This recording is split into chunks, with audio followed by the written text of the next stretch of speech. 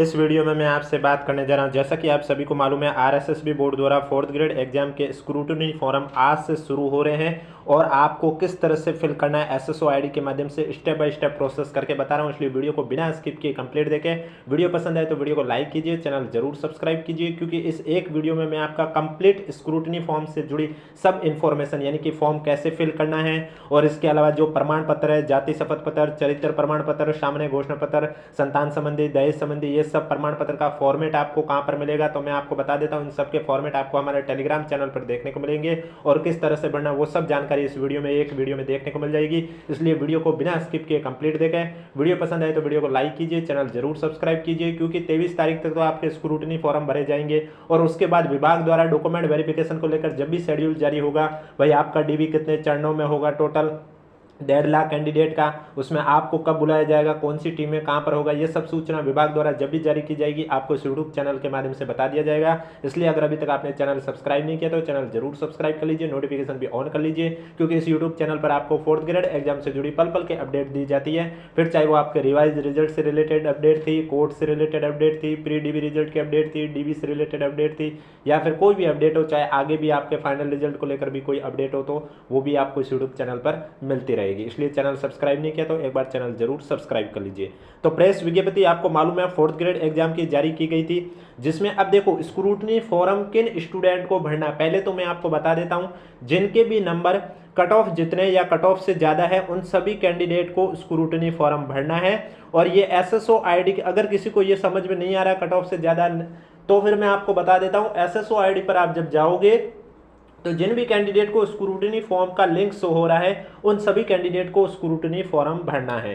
अब वो कहां पर शो होगा वो भी मैं स्टेप बाय स्टेप प्रोसेस करके बताऊंगा, लेकिन उससे पहले मैं आपको बता देता हूं डीवी में टोटल कितना गुना स्टूडेंट को शामिल किया गया। बहुत साथी कह रहे थे कि जब भर्ती में आपके देखा जाए, भर्ती के अकॉर्डिंग तो 2 गुना में देखा जाए तो 1,07,000 के करीब स्टूडेंट होंगे, लेकिन यहाँ पर 1,40,000 से भी ज्यादा स्टूडेंट कैसे हुए, तो उसके पीछे का भी रीजन आप देख लीजिए। यहाँ पर स्पष्ट रूप से लिखा हुआ है कि बोर्ड द्वारा चतुर्थ श्रेणी कर्मचारी सीधी भर्ती 2024 में कुल 53,750 पदों पर लगभग 2 गुना, क्षैतिज श्रेणी में 5 से 10 गुना, आप देख सकते हैं पदों के 2 गुना और हॉरिजॉन्टल रिजर्वेशन में आपके 5 से 10 गुना कैंडिडेट को पात्रता जांच और दस्तावेज सत्यापन हेतु सूचीबद्ध किया गया है। इसका मतलब ये हुआ कि जो नॉर्मल कैटेगरी एससी एसटी की जनरल हुई है, फीमेल कैटेगरी जनरल कैटेगरी हुई, SC ST, EWS, MBC, OBC, तो उसमें तो आपके 2 गुना, और जो हॉरिजॉन्टल कैटेगरी है उसमें आपके पदों के 5 से 10 गुना कैंडिडेट को डीवी के लिए बुलाया गया। अब अगर किसी कैंडिडेट के नंबर सेम है तो फिर डीवी में उन दोनों कैंडिडेट को बुलाया, इस वजह से ये संख्या आपको 1,40,000 प्लस लग रही है। इसके लिए स्क्रूटनी फॉर्म है वो आपके 9 फरवरी यानी कि आज से शुरू होंगे, जो कि 23 फरवरी तक लिंक है वो एक्टिव रहेगा। आपको टोटल 15 दिन का समय दिया जा रहा है स्क्रूटनी फॉर्म भरने का। इन 15 दिनों के बीच आप अपना स्क्रूटनी फॉर्म कभी भी भर सकते हैं।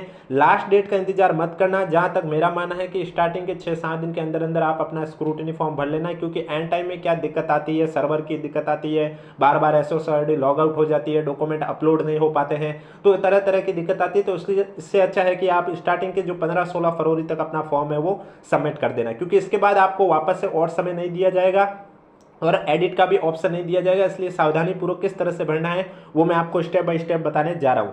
देखिए, सबसे पहले स्क्रूटनी फॉर्म भरने से पहले अगर अभी तक आपने ओटीआर अपडेट नहीं किया तो वो आपको अपडेट करना जरूरी है, जिसमें खासकर बेसिक डिटेल वाला पार्ट, क्योंकि जब तक अगर आप ओटीआर में बेसिक डिटेल वाला अपडेट नहीं करोगे तब तक आप एसएसओ आईडी पर कुछ भी नहीं कर पाओगे। ये तक नहीं देख पाओगे कि स्क्रूटनी फॉर्म का लिंक एक्टिव हुआ है या नहीं हुआ, ये भी नहीं देख पाओगे कि कौन सी भर्ती परीक्षाओं के फॉर्म शुरू हो चुके हैं, कुछ तक नहीं कर पाओगे। वो दिक्कत कहाँ आएगी तो वो मैं आपको बताने जा रहा हूं। इसके लिए सबसे पहले आपको क्या करना होगा, एसएसओ आईडी लॉगिन करनी होगी। सबसे पहले यहां पर आपको क्या करना होगा, एसएसओ आईडी का नाम लिखना होगा, पासवर्ड लिखने होंगे। अब अगर कोई कैंडिडेट कहे कि मैं अपनी एसएसओ आईडी भूल गया हूं तो कोई बात नहीं, आप आरपीएससी या आरएसएसबी बोर्ड का कोई भी एप्लीकेशन फॉर्म उठा के देख लीजिए, उसके ऊपर एसएसओ आईडी लिखी होती है, वहां से आप अपने एसएसओ आईडी लिख सकते हैं। इसके बाद यहाँ पर पासवर्ड लिखना है और यहाँ पर कैप्चा कोड डालना है। कैप्चा कोड जैसे कि यहाँ पर लिखा हुआ 428366, उसी तरह आपके जो कैप्चा कोड लिखे हुए वही आपको लिखना है। और यहाँ पर ऐसा लग रहा है स्पेस दे रखा, लेकिन नहीं, बिना स्पेस दिए आपको कैप्चा कोड लिखना है। उसके बाद आपको क्या कर देना है, लॉगिन कर देना। अगर पासवर्ड आप भूल गए हैं तो कोई बात नहीं, पेज को स्क्रॉल कीजिए, आई फॉरगॉट माय पासवर्ड के आगे क्लिक हेयर पर क्लिक कीजिए और अपने पासवर्ड को भी रिकवर कर सकते हैं। SSO ID लॉगिन होने के बाद आपको एक पार्ट देखने को मिलेगा रिक्रूटमेंट पोर्टल का। अगर ये आपको सैंपल नहीं देखने को मिल रहा है, यहाँ पर सर्च कीजिए, रिक्रूटमेंट पोर्टल की स्पेलिंग लिखिए RECRUITMENT और पोर्टल PORTL।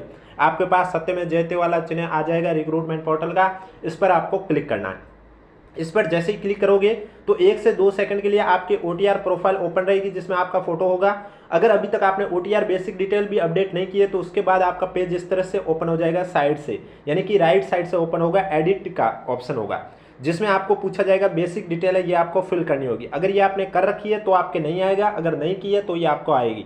तो अब मैं देखो step by step process complete करके बता रहा हूँ, इस वजह से मैं आपको जिन्होंने नहीं कर रखी है अपडेट वो कैसे करनी है अपडेट आप देख सकते हैं, और जिन्होंने कर रखी है तो वो आगे की जो चीज़ मैं आपको बताने जाऊँगा स्क्रूटनी फॉर्म कैसे भरते हैं वो देख सकते हैं वीडियो में। तो देखो बेसिक डिटेल में सबसे पहले कैंडिडेट नेम इन हिंदी, यानी कि यहाँ पर कैंडिडेट को अपना हिंदी में नाम लिखना है, जो डॉक्यूमेंट में नाम है वो आपको हिंदी में लिखना है।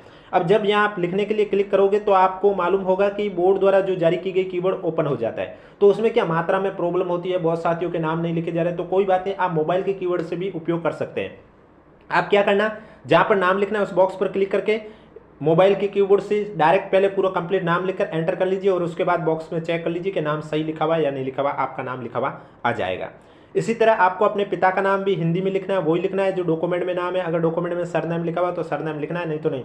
मात्रा में कोई त्रुटि नहीं होनी चाहिए क्योंकि डॉक्यूमेंट वेरिफिकेशन के समय यहाँ से ही आपके दस्तावेज वो चेक किए जाते हैं। इसके बाद आपको अपनी माता का नाम यहाँ पर इंग्लिश में लिखना है। अब जहाँ पर रेड स्टार लगा हुआ है यानी कि वहाँ पर बॉक्स में लिखना आपको कंपलसरी है। इसके बाद माता का नाम आपको हिंदी में भी लिखना है, जो डॉक्यूमेंट में है उतना ही आपको नाम लिखना होता है। इसके बाद व्हाट्सअप नंबर लिखना कोई अनिवार्य नहीं है, अगर आप लिखना चाहते हैं तो व्हाट्सअप नंबर लिख सकते हैं क्योंकि यहाँ पर रेड स्टार नहीं है। इसके बाद एक आता है विजिबल बॉडी मार्क्स, यानी कि आपके बॉडी पर ऐसा कोई मार्क्स जिससे कि आपकी पहचान की जा सके वो आपको लिखना है, तो इस बॉक्स पर आपको लिखना होगा। इसके बाद आपसे पूछा जाएगा मैरिज स्टेटस। अगर आपने मैरिड पर क्लिक किया तो उसके बाद आपको अपने जीवन साथी का नाम, जीवन साथी के पिता का नाम और आपकी मैरिड डेट लिखनी होगी। अनमैरिड पर क्लिक करोगे तो फिर आपको कुछ नहीं आएगा। और यहाँ पर नंबर ऑफ लिविंग चिल्ड्रन, यानी कि 1/6/2002 से पहले, अगर आप मैरिड है तो 1/6/2002 से पहले बच्चों की संख्या कितनी है वो यहाँ पर लिखनी है। 1/6/2002 के बाद बच्चों की संख्या कितनी है वो यहाँ पर लिखनी है, और टोटल यहाँ पर लिखा हुआ आ जाएगा। नहीं लिखा हुआ था तो आप लिख लीजिएगा। इसके बाद यहाँ पर आपको रिलीजन सेलेक्ट करना होगा कि आपका रिलीजन कौन सा है, ये भी सेलेक्ट करना कंपलसरी है क्योंकि रेड स्टार लगा हुआ है। इसके बाद परमानेंट एड्रेस। परमानेंट एड्रेस के लिए आपके पास 3 बॉक्स है। अगर आपका एड्रेस बड़ा है तो आप तीनों बॉक्स का उपयोग कर सकते हैं, छोटा है तो आपको एड्रेस लाइन फर्स्ट में भी लिख सकते हैं, लेकिन एड्रेस लाइन फर्स्ट में लिखना तो कंपलसरी है क्योंकि यहाँ पर आपका रेड स्टार है, बाकी 2-3 में रेड स्टार नहीं है। इसके बाद आपको यहाँ सिटी का नाम लिखना, अगर कोई गाँव में रहता है तो वो गाँव का नाम भी लिख सकता है। इसके बाद आपको स्टेट सेलेक्ट करना होगा कि आप कौन से स्टेट से हैं, स्टेट के अंदर आप कौन से डिस्ट्रिक्ट से हैं वो आपको डिस्ट्रिक्ट सेलेक्ट करनी होगी, और उसके बाद आपकी डिस्ट्रिक्ट के पिन कोड क्या है वो आपको पिन कोड इस बॉक्स में लिखने होंगे। इसके बाद आपका डोमिसाइल डिटेल क्या है, अगर आप TSP से है तो यस कीजिए, नहीं हो तो नो कीजिए, वो आप अपने अकॉर्डिंग कर सकते हैं। इसके अलावा नेशनलिटी में इंडियन, स्टेट आपका कौन सा वो वापस से आ जाएगा। उसके बाद आपकी डिस्ट्रिक्ट कौन सी है वो सेलेक्ट करनी होती है। अगर आप स्पेशल कैटेगरी से है तो यस कीजिए, नहीं है तो नो कीजिए, वो आप अपने अकॉर्डिंग कर लीजिए। इसके बाद आपको लेफ्ट थंब इंप्रेशन अपलोड करना होगा, और लेफ्ट थंब अपलोड करते समय आपको 2 बात का ध्यान रखना है। पहली चीज़ कि आपका लेफ्ट थंब इंप्रेशन है वो पिक है जो आप कैप्चर कर रहे हो वो JPG फॉर्मेट में रखना है, ना कि PDF में। और दूसरा उस साइज फाइल की साइज़ 20 KB से लेकर 50 KB के बीच में होनी चाहिए, ना तो 20 KB से कम होनी चाहिए, ना ही 50 KB से ज़्यादा होनी चाहिए। इसके बाद आपको सबमिट कर देना है। अगर किसी की गलती हो गई है, लेफ्ट की जगह राइट अपलोड हो गया, सबमिट हो गया, तो वो एक बार एडिट भी कर सकता है। और ये एडिट OTR कैसे करते हैं इस वीडियो में तो मैं नहीं बताऊंगा क्योंकि फालतू का वीडियो लॉन्ग हो जाएगा। उसके लिए मैं अलग से वीडियो बना चुका हूँ, लिंक नीचे डिस्क्रिप्शन में दिया हुआ, आप जाके देख सकते हैं कि OTR को एडिट कैसे करते हैं। अगर वहाँ आपको कोई समस्या है तो वो भी आप देख सकते हैं, लिंक नीचे डिस्क्रिप्शन में दिया हुआ। और वीडियो पसंद आ रहा है तो एक बार वीडियो को लाइक कर लीजिए, चैनल भी जरूर सब्सक्राइब कर लीजिए। और जितने भी डॉक्यूमेंट के फॉर्मेट बोर्ड द्वारा जारी की गई वो PDF आपको हमारे टेलीग्राम चैनल पर देखने को मिलेगी, जिसका लिंक नीचे डिस्क्रिप्शन में दे रखा है। अगर अभी तक आपने ज्वाइन नहीं किया तो आप जाके ज्वाइन कर सकते हो। अब देखो बेसिक डिटेल कंप्लीट करने के बाद आपको डॉक्यूमेंट है वो अपलोड करने होंगे, क्योंकि ये सब चीज़ की जा रही है स्क्रूटनी फॉर्म के लिए, एप्लीकेशन फॉर्म के लिए, ताकि भविष्य में आप कोई भी scrutiny form, application form fill करो तो बार बार आपको डाटा लिखने की आवश्यकता ना रहे। तो अब देखो डॉक्यूमेंट अपलोड करने के लिए सबसे पहले आपको क्या करना होगा, डॉक्यूमेंट डिटेल सेक्शन है, यहाँ पर आपको क्लिक करना है। जब वापस से आप बैक जाओगे OTR का होम प्रोफाइल आएगा तो यहाँ पर 3 लाइन दे रखी है, इस पर जब आप क्लिक करोगे तो आपके पास एक ऑप्शन आएगा डॉक्यूमेंट डिटेल का, तो आपको इस डॉक्यूमेंट डिटेल पर क्लिक करना होगा। इस पर जैसे ही आप क्लिक करोगे आपके सामने इस तरह से आ जाएगा कि अगर आप डिजी लॉकर से एक्सेस देना चाहते हैं तो यहाँ आपको क्लिक करना होगा, और अगर आप मैनुअली रूप से अपलोड करना चाहते हो तो यहाँ आपको क्लिक करना होगा। अब आप किस अकॉर्डिंग देना चाहते हैं, अगर आपके डॉक्यूमेंट डिजी लॉकर पर अवेलेबल है तो मेजोरिटी आपको डिजी लॉकर की ही देनी है। तो डिजी लॉकर से देने के लिए आप यहाँ पर क्लिक करोगे तो सबसे पहले आपसे पूछा जाएगा डिजी लॉकर अकाउंट का नाम, तो वहाँ पर क्या उस पर क्लिक करते ही आपसे डिजी लॉकर अकाउंट का नाम पूछा जाएगा, तो आपको वहाँ पर डिजी लॉकर अकाउंट लिखना होगा और दोनों बॉक्स पर क्लिक कर देना होगा। उसके बाद आपको साइन इन कर देना होगा। जैसे ही आप साइन इन करोगे आपका डिजी लॉकर अकाउंट ओपन हो जाएगा, और सबसे पहले आपको डिजी लॉकर अकाउंट के अपने जो अकाउंट है उसके अंदर सभी डॉक्यूमेंट रखने हैं। जैसे कि यहाँ पर फिर आप अपने डॉक्यूमेंट कौन से है वो सेलेक्ट कर सकते हैं। जैसे कि 10th की डिटेल फिल कर रहे हो तो 10th का डॉक्यूमेंट सेलेक्ट कीजिए और अलाउ कर दीजिए। अलाउ करोगे तो उसके बाद आपका क्या पेज इस तरह से होगा, प्रोसेसिंग करेगा, उसके बाद कंटिन्यू लिखा हुआ आ जाएगा। कंटिन्यू लिखा आने के बाद आपका जो है डाटा वो फैच हो जाएगा, और उसमें वहाँ बेसिक डिटेल जो पूछी जाएगी वो आपको मैनुअली रूप से दर्ज करनी होगी। अब अगर आपका कोई डॉक्यूमेंट डिजी लॉकर पर नहीं है, आप मैनुअली रूप से अपलोड करना चाहते हैं, तो मैनुअली रूप से एक एक दस्तावेज आपको कैसे अपलोड करना है। जैसे कि सबसे पहले आपने 10th की डिटेल अपलोड की है, तो उसके लिए क्वालिफिकेशन ग्रुप में आप लिखोगे सेकेंडरी, यानी कि जब मैनुअली रूप से अपलोड करोगे तो यहाँ पर आप जब अपलोड करोगे तो ऐड एजुकेशन का ऑप्शन आएगा, उस पर क्लिक करोगे तो क्वालिफिकेशन ग्रुप में आप लिखोगे, जैसे कि 10th की डाटा फिल कर रहे हो तो आप लिखोगे सेकेंडरी। क्वालिफिकेशन लेवल आपका अपना, आप यहाँ एक बॉक्स पर क्लिक करोगे तो नीचे लिखा हुआ जाएगा 10th। क्वालिफिकेशन डिटेल यहाँ पर भी आपका 10th आ जाएगा लिखा हुआ। इसके बाद बोर्ड यूनिवर्सिटी, यानी कि आपने 10th कहाँ से की उस बोर्ड का नाम आपको सेलेक्ट करना होगा। यहाँ पर सेलेक्ट करोगे तो बोर्ड यूनिवर्सिटियों की लिस्ट आ जाएगी, वहाँ से आपको सेलेक्ट करना होगा। सब्जेक्ट ग्रुप, यानी कि आपका 10th में कौन सा सब्जेक्ट दे। अब देखो 10th सब्जेक्ट में आपको नॉट एप्लीकेबल लिखना होता है, क्योंकि वहाँ पर जो सब्जेक्ट दे रखा है उन पर किसी भी सब्जेक्ट पर क्लिक कर दी तो आगे जब सब्जेक्ट डिटेल पर क्लिक करोगे तो वहाँ पर ऐसे ऐसे सब्जेक्ट आएगी जो आपको लगेगा कि ये 10th में मेरे थी नहीं। इसलिए नॉट एप्लीकेबल पर क्लिक करने से क्या होगा, यहाँ पर भी नॉट एप्लीकेबल का ऑप्शन आ जाएगा और उस पर आप क्लिक कर सकते हैं। इसके बाद क्या है, सब्जेक्ट डिटेल के बाद नेक्स्ट पार्ट है टाइप ऑफ एग्जामिनेशन, यानी कि आपने 10th कैसे पास की है, रेगुलर मोड पर, डिस्टेंस मोड पर या प्राइवेट, तो जो आपने की है उस अकॉर्डिंग आपको सेलेक्ट करना है। उसके बाद ओवरऑल रिजल्ट आपका क्या रहा है, परसेंटेज रहा है, ग्रेड रहा है, सीजीपीए रहा है, पास है, फेल है, अपीयरिंग है, जो भी आपके अकॉर्डिंग है वो ओवरऑल रिजल्ट आपको लिखना है। पास लिखोगे तो फिर आगे जो आपको परसेंटेज है, मार्क्स ऑफ 10 है, कितने मार्क्स में से कितने आए, ये सब चीज़ आपका बॉक्स है ब्लॉक हो जाएगा, वह लिखने की आवश्यकता नहीं होगी क्योंकि आप पास हो इसलिए। उसके बाद आपको अपने 10th क्लास के रोल नंबर लिखने होंगे। उसके बाद आपको 10th क्लास के एनरोलमेंट नंबर लिखने होंगे। अब अगर कोई कैंडिडेट कहे कि एनरोलमेंट नंबर मैं कहाँ से लाऊं, बोर्ड की जो मार्कशीट है उसके अंदर नहीं लिखा हुआ है, तो अगर आपने BSc अजमेर से 10th की है तो आपको 2001 से लेकर 2025 के बीच में जिसने भी 10th की है उनको एनरोलमेंट नंबर कैसे मिलेंगे इस पर मैं वीडियो ऑलरेडी बना चुका हूँ, इसका भी लिंक नीचे डिस्क्रिप्शन में दे रखा है, आप जाके देख सकते हैं। इसके बाद आप जैसे 10th की डिटेल फिल कर रहे हो तो 10th की डिटेल कब पासिंग ईयर है, वो आपने पास कब किए वो लिखना होगा। अब वहाँ पर रिजल्ट में अगर आपने पास लिख लिया तो मैक्सिमम मार्क्स, ऑब्टेन मार्क्स और परसेंटेज वाला बॉक्स है ब्लॉक हो जाएगा। नंबर ऑफ अटैम्प्ट, यानी कि आपने 10th कितनी बार अटैम्प्ट किए, 1 2 जो भी है वो आपको लिखना है। इसके बाद यहाँ पर आपको 10th की मार्कशीट अपलोड करनी होगी। मार्कशीट अपलोड करते समय 2 बातों का ध्यान रखना है। पहली चीज़ आपका फॉर्मेट होना चाहिए PDF, और दूसरी चीज़ उस साइज है फाइल की वो 100 KB से लेकर 400 KB के बीच में होनी चाहिए, यानी कि 100 KB से कम नहीं होनी चाहिए, 400 KB से ज़्यादा नहीं होनी चाहिए, इस बीच होनी चाहिए तभी। और तीसरी चीज़ PDF है वो स्पष्ट रूप से दिखाई देनी चाहिए। जब आप एक बार PDF क्रिएट करते हो तो एक बार ओपन करके देख लीजिए, उसमें जो अक्षर लिखे हुए एकदम स्पष्ट रूप से दिखे होने चाहिए। और फाइल का नाम आपको इंग्लिश में लिमिट रेंज में रखना है, हिंदी इंग्लिश मिक्स मत करना, नहीं तो आपका फाइल अपलोड नहीं होगी। तो इस तरह से एक एक डॉक्यूमेंट आपको अपलोड करना है, यानी कि 10th फिर 12th फिर ग्रेजुएशन, पोस्ट ग्रेजुएशन, यानी कि जो भी आप अब स्क्रूटिनी फॉर्म के लिए अपलोड करें तो स्क्रूटिनी फॉर्म के लिए आपने एप्लीकेशन फॉर्म के समय जो भी शैक्षणिक योग्यता रखी है वो सब डॉक्यूमेंट आपको अपलोड करने हैं। ये सब चीज़ करने के बाद आपको पहुंचना होगा सेव मैनुअली पर क्लिक कर देना है, ये डॉक्यूमेंट अपलोड हो जाएंगे, यानी कि एक एक करके सेव मैनुअली करना है। डॉक्यूमेंट अपलोड करने के बाद आपको आना होगा स्क्रूटिनी फॉर्म पर, उससे पहले ये सब आपको करना कंपलसरी है, नहीं तो आप स्क्रूटिनी फॉर्म फिल नहीं कर पाओगे। स्क्रूटिनी फॉर्म के लिए आपको क्या करना होगा, वापस से बैक जाना होगा। जैसे कि अभी मैंने आपको बताया रिक्रूटमेंट पोर्टल पर जाओगे, वापस से अब मैं बताने जा रहा हूँ स्क्रूटिनी फॉर्म। रिक्रूटमेंट पोर्टल पर जाओगे तो एक ऑप्शन देखने को मिलता है माई रिक्रूटमेंट, इस पर जब आप क्लिक करोगे तो इसके अंदर अलग अलग ऑप्शन ओपन होंगे, यानी कि इस तरह से ऑप्शन आ जाएंगे आपके पास, all recruitment, edit application, admit card, question objection, fill question objection, detail cum scrutiny form.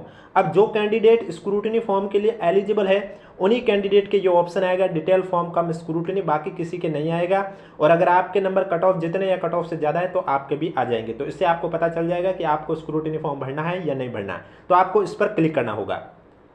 इस पर जैसे ही आप क्लिक करोगे इस तरह से आपके सामने लिखा हुआ आ जाएगा, यहाँ पर आपका 4th ग्रेड एग्जाम लिखा हुआ आ जाएगा, यहाँ पर स्टार्ट डेट लिखा हुआ आ जाएगा, जैसे कि आज 9 फरवरी है तो 9 फरवरी, और एंड डेट लिखा हुआ आ जाएगा, कब तक, 23 फरवरी। और उसके सामने अप्लाई नाउ का ऑप्शन होगा, उस पर आपको क्लिक करना होगा। अप्लाई नाउ पर जैसे ही आप क्लिक करोगे इस तरह से बॉक्स पर क्लिक करना होगा और ओके कर देना है। ये करने के बाद आपके सामने वापस से डिटेल एप्लीकेशन फॉर्म आ जाएगा, बॉक्स पर क्लिक करके ओके कर देना। उसके बाद आपके सामने स्क्रूटिनी फॉर्म ओपन हो जाएगा। अब जो चीज़ आपने OTR में फिल कर रखी है वो यहाँ पर आपका बेसिक डिटेल ऑलरेडी फिल करवा आया हुआ हो जाएगा। अगर नहीं आ रहा तो आप कर लेना, बाकी आ जाना चाहिए, क्योंकि OTR का मकसद ही यही था कि चाहे आप कोई भी एप्लीकेशन फॉर्म फिल कर रहे हो या स्क्रूटिनी फॉर्म फिल कर रहे हो तो उसमें जो डिटेल आपने OTR में फेच करके वो ऑटोमेटिक वहाँ फेच हो जाती है। तो बेसिक डिटेल में जैसे कि अब रोल नंबर, आपको 4th ग्रेड एग्जाम के रोल नंबर वो लिखने होंगे, एप्लीकेशन नंबर कितने हैं 4th ग्रेड एग्जाम के वो आपको लिखने होंगे। इसके बाद देख रहा मेरिट क्रमांक केवल अंतिम परिणाम हेतु, ये तो अंतिम परिणाम हेतु है। विज्ञापन संख्या यानी कि आपका एडवर्टाइजमेंट नंबर कौन सा था, ये आपको 4th ग्रेड का एडवर्टाइजमेंट डाउनलोड कर लीजिए, उसमें आपका लिखा हुआ है। पद कोड भी उसमें लिखा हुआ है, पद का नाम भी उसमें लिखा हुआ है एडवर्टाइजमेंट में, विभाग का नाम भी आप एडवर्टाइजमेंट डाउनलोड कीजिए, उसमें लिखा हुआ है। आवेदक का पूरा नाम हिंदी में अभी आपने OTR में लिखा हुआ है, इसलिए यहाँ पर आपका लिखा हुआ आ जाएगा, नहीं लिखा हुआ आ रहा है तो आप लिख लीजिए वापस से।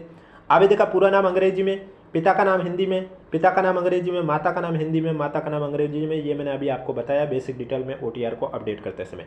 इसके बाद आपकी डेट ऑफ बर्थ, इसके बाद विज्ञप्ति में निर्धारित तिथि के अनुसार आपकी एज कितनी है, नागरिकता कौन सी है, आरक्षण वर्ग निःशक्त श्रेणी से है या नहीं है वो आपके अकॉर्डिंग, धर्म कौन सा है, वैवाहिक स्थिति अगर मैरिड है तो पति या पत्नी का नाम, विवाह की तिथि, विवाह का स्थान, पंजीयन संख्या, पंजीयन स्थान, पंजीयन अधिकारी का नाम।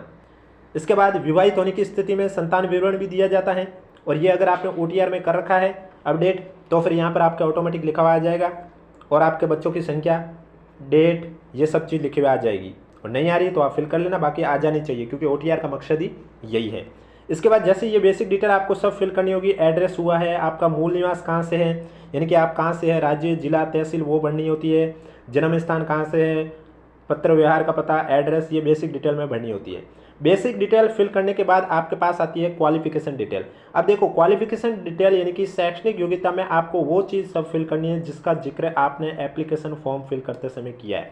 यानी कि आपको मालूम है 4th grade exam 10th level की है तो इसमें 10th के डॉक्यूमेंट चाहिए, लेकिन अगर आपने शैक्षणिक योग्यता फॉर्म फिल करते समय 12th की, ग्रेजुएशन की, पोस्ट ग्रेजुएशन की, RSCIT, BEd सब दे रखा है तो यहाँ पर भी आप फिल कर लीजिए, कोई दिक्कत नहीं होगी। इसके बाद आपका आ जाएगा एक्सपीरियंस, अब जिस भर्ती के लिए होता है उसके में एक्सपीरियंस मांगा जाता है। उसके बाद आपका फोटो सिग्नेचर, एप्लीकेशन चेकलिस्ट। अब देखो यहाँ पर एप्लीकेशन चेकलिस्ट में आपके डॉक्यूमेंट भी अपलोड किए जाते हैं, वो कौन कौन से हैं तो उनके फॉर्मेट भी बताऊंगा और वो कौन कौन से डॉक्यूमेंट आएंगे वो भी मैं आपको बताने जा रहा हूँ। अब देखो ये डॉक्यूमेंट आपको अपलोड करने होते हैं, जैसे कि आप देख सकते हैं 10th क्लास का अंक पत्र, प्रमाण पत्र। अब देखो किसी के क्या होता है, अंक पत्र और अंक तालिका और प्रमाण पत्र अलग अलग होते हैं, तो जिनके बोर्ड द्वारा अलग अलग जारी किए गए उनको दोनों एक ही PDF में मर्ज करके अपलोड करनी है, और जिनके एक ही है तो उन्हें वो एक ही अपलोड करनी होती है, क्योंकि अंक तालिका आपके मार्क्स के लिए होते हैं, प्रमाण पत्र आपके डेट ऑफ बर्थ चेक करने के लिए होते हैं। अब अगर आपने फॉर्म फिल करते समय 12th की डिटेल लिखी है, ग्रेजुएशन की लिखी है और भी जो भी है वो लिखी है तो वो फिर आपको यहाँ पर अपलोड करना होगा। इसके अलावा मूल निवास प्रमाण पत्र अपलोड करना होगा। अब देखो आप राजस्थान से, ये इस बात का प्रूफ देने के लिए आपको मूल निवास प्रमाण पत्र दिखाना होगा। और मूल निवास प्रमाण पत्र आप चाहे किसी भी कैटेगरी के हो, चाहे OBC, MBC, EWS, SC, ST किसी भी कैटेगरी के हो, एक बार बना हुआ जीवन पर्यंत वैलिड रहता है। इसके अलावा जाति प्रमाण पत्र है, ये अलग अलग कैटेगरी के लिए अलग अलग है। जैसे कि अगर आप SC ST कैटेगरी के लिए तब आपका एक बार बना हुआ जीवन पर्यंत वैलिड रहता है, लेकिन अगर आप MBC non creamy layer, OBC non creamy layer या EWS कैटेगरी से हो तो आपका जाति प्रमाण पत्र अगर 1 साल से ज़्यादा पुराना हो गया है तो फिर आपको नया बनवाना होगा, या फिर आप एफिडेविट से भी काम चला सकते हैं। उसके लिए आपका मैक्सिमम 3 साल तक आप एफिडेविट से काम चला सकते हैं, उससे ज़्यादा पुराना है तो फिर आपको नया बनाना होगा। इसका फॉर्मेट क्या है वो भी मैं आगे बताऊंगा, पहले लिस्ट की बात कर देते हैं, बाकी जिनके फॉर्मेट की ज़रूरत है वो आगे मैं बताऊँगा, उसमें किस तरह से आपको फिल करना वो भी मैं आपको बताऊँगा, इसलिए वीडियो को बिना स्किप किए कंप्लीट देखें। इसके बाद अटेस्टेशन फॉर्म, ये आपको फॉर्मेट हमारे टेलीग्राम चैनल पर देखने को मिल जाएगा, लिंक नीचे डिस्क्रिप्शन में आप जाके देख सकते हैं। अटेस्टेशन फॉर्म में भी कैसे भरना है वो भी मैं आगे बताऊंगा। इसके बाद आपको हस्तलिखित यानी कि हैंड रिटन नमूना, ये भी आपको फॉर्मेट है अपलोड करना होगा, और डॉक्यूमेंट वेरिफिकेशन के लिए जब आपको बुलाया जाएगा तब ये भी चीज़ आपको दिखानी होगी। इसके अलावा शपथ पत्र, इसका भी फॉर्मेट मैं आपको बता दूंगा, शपथ पत्र भी आपको दिखाना होगा। और जाति शपथ पत्र यानी कि जिनका EWS, OBC non creamy layer या MBC नॉन क्रीमी लेयर जाति प्रमाण पत्र 1 साल से ज़्यादा पुराना हो गया, वो शपथ पत्र दिखाना चाहते हैं तो जाति शपथ पत्र भी दिखा सकते हैं। बच्चों का घोषणा पत्र है, ये भी इसका भी फॉर्मेट में आगे चर्चा करूंगा, ये भी आपको दिखाना होगा और अपलोड भी करना होगा। दहेज और धूम्रपान निषेध के लिए शपथ पत्र, यानी कि आप दहेज वाला सभी के लिए लागू है, विधवा, परित्यक्ता, विवाहित, अविवाहित सभी कैंडिडेट के लिए लागू है। यानी कि जो अविवाहित है वो भविष्य में दहेज नहीं लेंगे, इसको लेकर उन्हें इसका भी फॉर्मेट में बता दूंगा। और ये सभी फॉर्मेट आपको हमारे टेलीग्राम चैनल पर भी देखने को मिल जाएंगे और किस तरह से फिल करना वो भी मैं इस वीडियो में बताऊंगा, इसलिए वीडियो को बिना स्किप किए कंप्लीट देखें। राजपत्रित अधिकारियों द्वारा जारी 2 अलग अलग चरित्र प्रमाण पत्र भी आपको बनाने होंगे, इसका भी फॉर्मेट में बता दूंगा। अंतिम संस्थान, यानी कि आपने जहां से भी अंतिम शिक्षा प्राप्त किया वहां का चरित्र प्रमाण पत्र की आवश्यकता होगी। अब देखो, चिकित्सा प्रमाण पत्र इसकी जरूरत अभी डीबी के समय नहीं होगी, लास्ट में जरूरत होती है। और अन्य प्रमाण पत्र जो भी है, यानी कि अगर किसी ने कोई पीएच कैटेगरी का कैंडिडेट है तो उससे उसका पीएच होने का प्रूफ देना होगा, प्रमाण पत्र देना होगा। अगर किसी ने स्पोर्ट्स कोटे से फॉर्म भरा है तो उसे स्पोर्ट्स पर्सन का सर्टिफिकेट देना होगा। यानी कि अन्य प्रमाण पत्र जो भी आप पर लागू हो रहा है वो आपको दिखाना होगा। और इसके अलावा अनापत्ति प्रमाण पत्र किसी पर लागू हो रहा है तो उन्हें वो फिर अनापत्ति प्रमाण पत्र भी दिखाने होंगे। अब बात करते हैं इन सभी जिनकी भी मैंने अभी फॉर्मेट की बात की, उनके फॉर्मेट के बारे में चर्चा करूंगा, लेकिन उससे पहले आपको मैं बता देता हूं कि आगे का क्या प्रोसेस है। ये सब आपको अपलोड करने होंगे। ये सब चीज़ करने के बाद लास्ट में प्रेफरेंस होती है और उसके बाद लास्ट में आपके पास 2 ऑप्शन, प्रेफरेंस भी फिल कर लीजिए ऑप्शन आता है तो। उसके बाद लास्ट में आपको एक होगा सबमिट का और एक होगा अपडेट का। अगर एक बार आप प्रीव्यू चेक कर लीजिए कि भाई स्क्रूटनी फॉर्म मैंने भर दिया है, एक बार वो आराम से चेक कर लीजिए कहीं कोई त्रुटि तो नहीं हो गई, क्योंकि एक बार सबमिट हो गया तो उसमें आप फिर एडिट नहीं कर सकते हैं और नहीं आपको वापस से मौका दिया जाएगा कि भाई इसको डिलीट करके आप वापस से फिल कीजिए, ऐसा भी कोई मौका नहीं दिया जाएगा। इसलिए एक बार आराम से देख लीजिए। अगर आपको लगता है कहीं अपडेट करने की आवश्यकता है तो अपडेट पर क्लिक कीजिए, नहीं तो सबमिट पर क्लिक कीजिए और जितनी फीस है वो आपको फीस पे करनी होगी। और उसके बाद आपका जो स्क्रूटनी फॉर्म का पीडीएफ है वो डाउनलोड हो जाएगा और उस पीडीएफ को संभाल के रखना होगा, क्योंकि विभाग द्वारा जब भी आपको डॉक्यूमेंट वेरिफिकेशन के लिए बुलाया जाएगा तब आपको ये स्क्रूटनी फॉर्म भी लेके जाना होगा, इसकी फीस रसीद भी लेके जानी होगी। तो इन दोनों को संभाल के आपको रखना है। अब मैं आपको बताने जा रहा हूँ जो फॉर्मेट की बात की उनके फॉर्मेट में कैसे क्या लिखना है। देखो, जाति शपथ पत्र का ये फॉर्मेट है। अगर आप MBC non creamy layer, OBC non creamy layer या फिर ईडब्ल्यूएस कैटेगरी से हो और आपका जाति शपथ पत्र 1 साल से ज़्यादा पुराना हो गया है जाति प्रमाण पत्र, तो उसको लेकर शपथ पत्र आप ये दिखा सकते हैं। यहाँ पर आपको अपना नाम, पिता का नाम, स्थान, आपकी कौन सी कैटेगरी, आपकी जाति क्या है वो लिखना होगा, आप कौन सी जाति से हैं और ये जाति कौन सी कैटेगरी में आती है वो कैटेगरी सेलेक्ट करके टिक करके ये बॉक्स में लिखना होगा। और उसके बाद आपका जो पुराना जाति प्रमाण पत्र है वो कौन सी डेट का बना हुआ है और आप कौन सी डेट तक इस जाति से बिलोंग करते हैं वो डेट आपको यहाँ पर लिखनी होती है। ये है आपका जाति प्रमाण पत्र को लेकर शपथ पत्र। यहाँ पर सिग्नेचर शपथकर्ता का, यहाँ पर आपका नाम और यहाँ पर भी शपथकर्ता का सिग्नेचर। चरित्र प्रमाण पत्र सभी कैंडिडेट के लिए आवश्यक है। चरित्र प्रमाण पत्र टोटल आपके 3 चाहिए होते हैं, जैसा कि मैंने अभी आपको बताया, 2 अलग अलग राजपत्रित अधिकारियों द्वारा जारी और एक आपने जहां से भी अंतिम शिक्षा प्राप्त किया वहां का। तो यहाँ पर क्या होता है, यहाँ पर आपका नाम लिखा होता है, यहाँ पर पिता का नाम, और वो जो आपके लिए चरित्र प्रमाण पत्र बना रहे हैं राजपत्रित अधिकारी वो आपको कितने महीने या वर्षों से जानते हैं वो यहाँ पर लिखा होता है। उसके बाद उनका यहाँ सिग्नेचर, यहाँ पर डेट लिखी होती है और कार्यालय की मुहर सहित मुहर लगाना कंपलसरी है। चरित्र प्रमाण पत्र के बाद सामान्य घोषणा पत्र, ये भी सभी के लिए। और सामान्य घोषणा पत्र की बात करें तो ये स्टाम्प पर नोटरी से सत्यापित होना चाहिए, 50 रुपये के नॉन जुडिशियल स्टाम्प पर। ये इसलिए है कि आपने जो भी शैक्षणिक योग्यता बताई है वो सभी सही है, किसी के साथ कोई छेड़छाड़ नहीं की गई है। अगर विभाग बोर्ड को पता चलता है कि आपने दस्तावेजों के साथ छेड़छाड़ की है तो आपको पात्रता से बाहर, भर्ती परीक्षा से बाहर किया जा सकता है। इस वजह से ये सामान्य घोषणा पत्र आपको लिया जाता है आपसे। तो इसमें क्या होता है, आपको अपना नाम लिखना होता है, पिता का नाम, आपके roll number 4th grade exam के एप्लीकेशन फॉर्म नंबर लिखने होते हैं। इसके बाद ये डिटेल पूरी पढ़ लीजिए और यहाँ पर आपको अपना सिग्नेचर, नाम, दिनांक, स्थान, पता, मोबाइल नंबर और ईमेल आपको भरने होते हैं।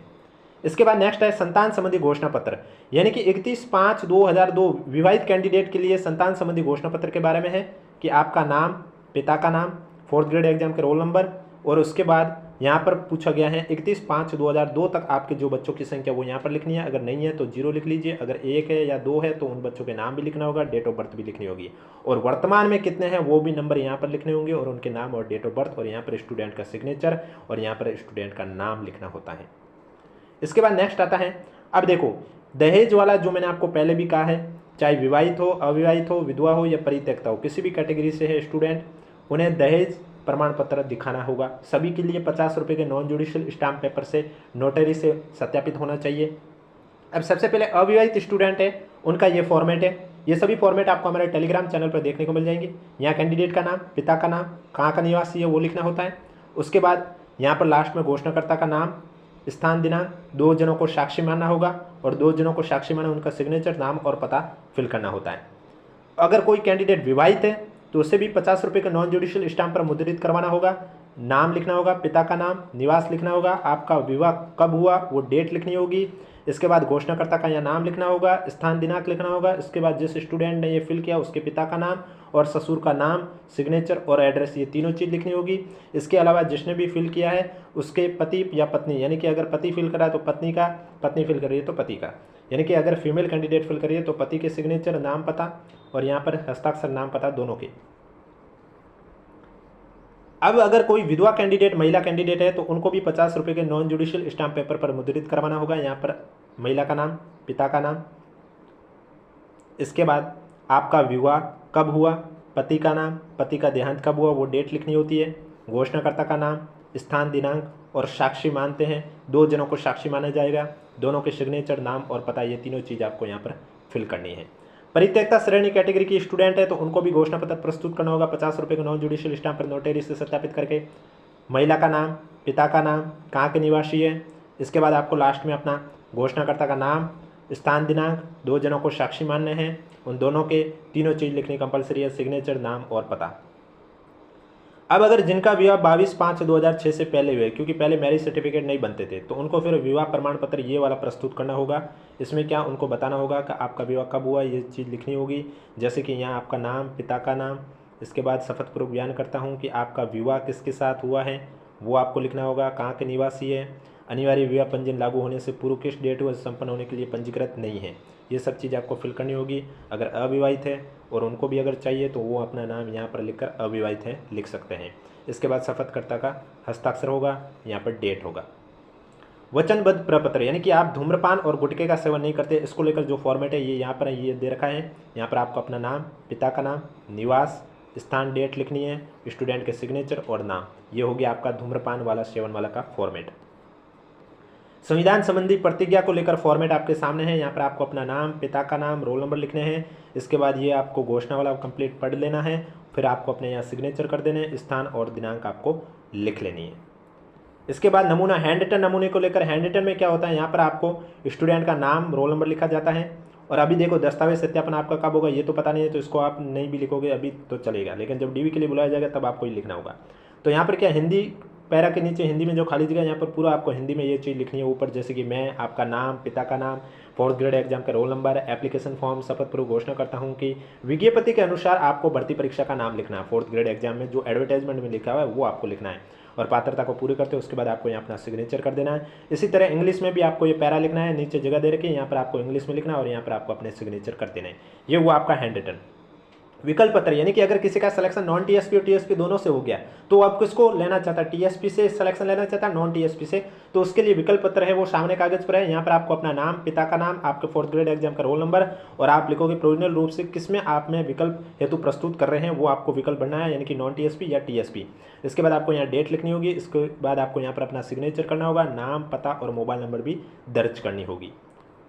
और लास्ट है परित्यक्ता या विधवा स्टूडेंट द्वारा पुनर्विवाह किए जाने या नहीं किए जाने के संबंध में जो हस्ताक्षरित घोषणा पत्र है ये सामने कागज पर, यहाँ पर स्टूडेंट का फोटो होना चाहिए और उसके बाद यहाँ पर स्टूडेंट का नाम, पिता का नाम, निवास, शपथ पूर्वक घोषणा करता हूँ कि आपका सिलेक्शन प्रोविजनल रूप से 4th ग्रेड में हुआ है और शपथ पूर्वक घोषणा करती हूँ कि आज दिनांक तक अब पुनर्विवाह नहीं हुआ, भविष्य में विवाह होने पर 1 माह में विवाह को अवगत करवा दूंगी और यहाँ पर स्टूडेंट को अपने सिग्नेचर करने।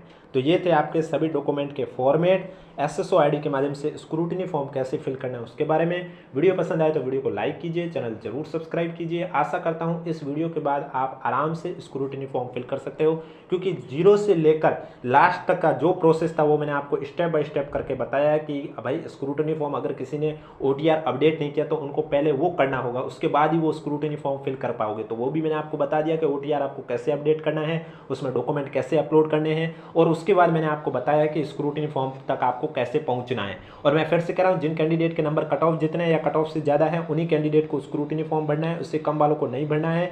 और इसके अलावा इसके बाद मैंने कंप्लीट प्रोसेस बताया स्क्रूटिनी फॉर्म कैसे आपको दस्तावेज अपलोड करने हैं और जो दस्तावेज आपके पास है वो आपको अपलोड करने हैं और जो प्रमाण पत्र बोर्ड द्वारा जारी किए गए फॉर्मेट है उन्हें फॉर्मेट को कैसे फिल करना है वो भी मैंने आपको बता दिया और उन सब की PDF आपको हमारे टेलीग्राम चैनल पर देखने को मिलेगी। जिसका लिंक नीचे डिस्क्रिप्शन में भी दे रखा है और कमेंट बॉक्स में भी पिन कर रखा है। और वीडियो पसंद आया तो वीडियो को लाइक जरूर करें, चैनल भी जरूर सब्सक्राइब करें, क्योंकि 23 फरवरी तक तो आपके स्क्रूटनी फॉर्म भरे जाएंगे और उसके बाद विभाग द्वारा जब भी डॉक्यूमेंट वेरिफिकेशन को लेकर शेड्यूल जारी किया जाएगा या फिर उससे कितने चरणों में होगा, ये सब जो इंस्ट्रक्शन है, शेड्यूल है, ये जैसे ही जारी होंगे आपको इस यूट्यूब चैनल के माध्यम से जरूर सूचित किया जाएगा। और कोर्ट के भी जो फैसले हैं वो भी क्या आते हैं, जैसा कि आपको मालूम है कल ही एक और नया क्वेश्चन को लेकर कोर्ट में स्टूडेंट गए थे, तो अब उसका भी क्या फाइनल निर्णय आता है, उसको लेकर भी जैसी अपडेट आएगी आपको इस यूट्यूब चैनल के माध्यम से बताया जाएगा। फोर्थ ग्रेड एग्जाम से जुड़ी पल पल की अपडेट आपको इस यूट्यूब चैनल के माध्यम से दी जाती है। इसलिए अगर अभी तक आपने चैनल सब्सक्राइब नहीं किया तो चैनल जरूर सब्सक्राइब करें। कोई भी डाउट है तो नीचे कमेंट बॉक्स में हमें जरूर पूछें।